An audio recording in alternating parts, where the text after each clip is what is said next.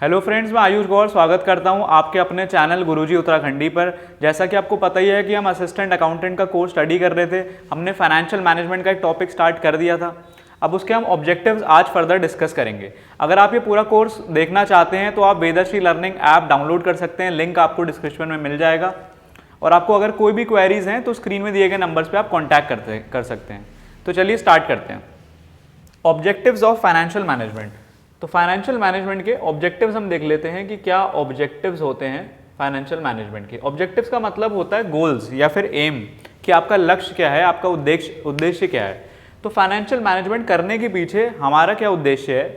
तो सबसे main objective जो होता है, एक जो प्राइमरी ऑब्जेक्टिव है वो है वेल्थ मैक्सिमाइजेशन का।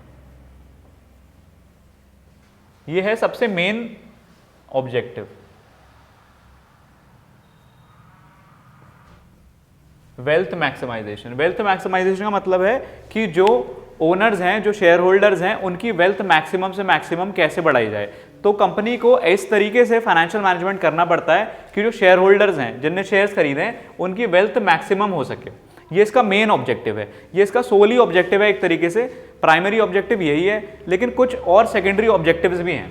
ठीक है, तो ये तो आप मेन ऑब्जेक्टिव इसका ध्यान रख लीजिए। कुछ और जो सेकेंडरी ऑब्जेक्टिव्स हैं वो भी मैं आपको बता दूं। और जो ऑब्जेक्टिव्स हैं वो है प्रॉफिट मैक्सिमाइजेशन का। प्रॉफिट मैक्सिमाइजेशन में कंपनी को ये करना है कि ये तो सिंपल ही टर्म है कि प्रॉफिट ज्यादा से ज्यादा हो सके, इस तरीके से अपने फाइनेंसेस को मैनेज करना है। ठीक है, अगला है आपका मेंटेनिंग लिक्विड एसेट्स।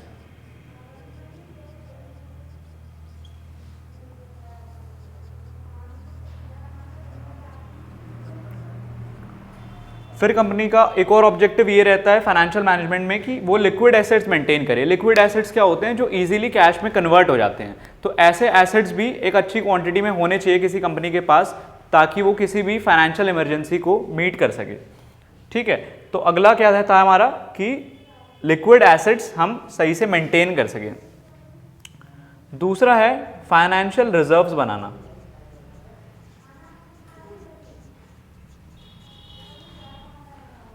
किसी भी फाइनेंशियल गोल के लिए, बड़े फाइनेंशियल गोल के लिए हम कंपनी क्या करे कि फाइनेंशियल रिजर्व्स बना के रखे, कि अपने प्रॉफिट में से कुछ पार्ट अलग रख के रखे, ताकि उसको वो चीज़ में आगे परेशानी ना हो।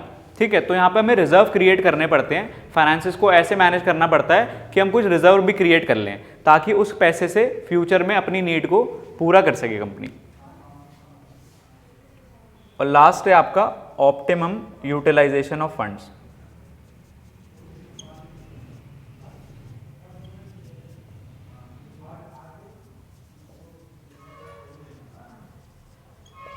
ऑप्टिमम यूटिलाइजेशन ऑफ फंड्स का मतलब है कि फंड्स का पूरी तरीके से, अच्छी तरीके से इस्तेमाल कर लेना।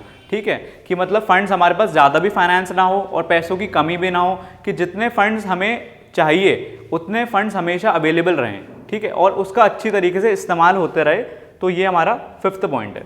तो क्या क्या ऑब्जेक्टिव हमने डिस्कस कर लिए इसमें। पहला तो सबसे मेन ऑब्जेक्टिव ये है कि वेल्थ मैक्सिमाइजेशन करना। वेल्थ मैक्सिमाइजेशन किसकी? शेयर होल्डर्स की। और शेयर होल्डर्स कौन होते हैं? शेयर होल्डर्स आपके होते हैं ओनर्स।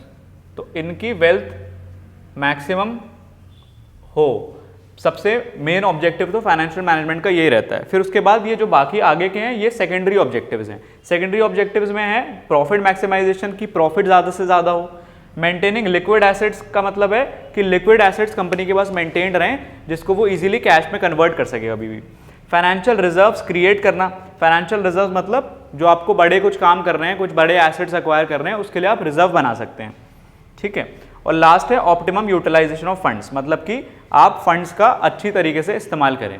तो आप इसको नोट कर लीजिए। तो दोस्तों, आई होप कि आपको आज का टॉपिक समझ में आया होगा। अगर आपको कोई भी डाउट्स या क्वेरीज हैं तो आप स्क्रीन में दिए गए नंबर्स पे कांटेक्ट कर सकते हैं। अब आपसे मिलेंगे अपने अगली वीडियो में। तब तक के लिए थैंक यू, बाय बाय।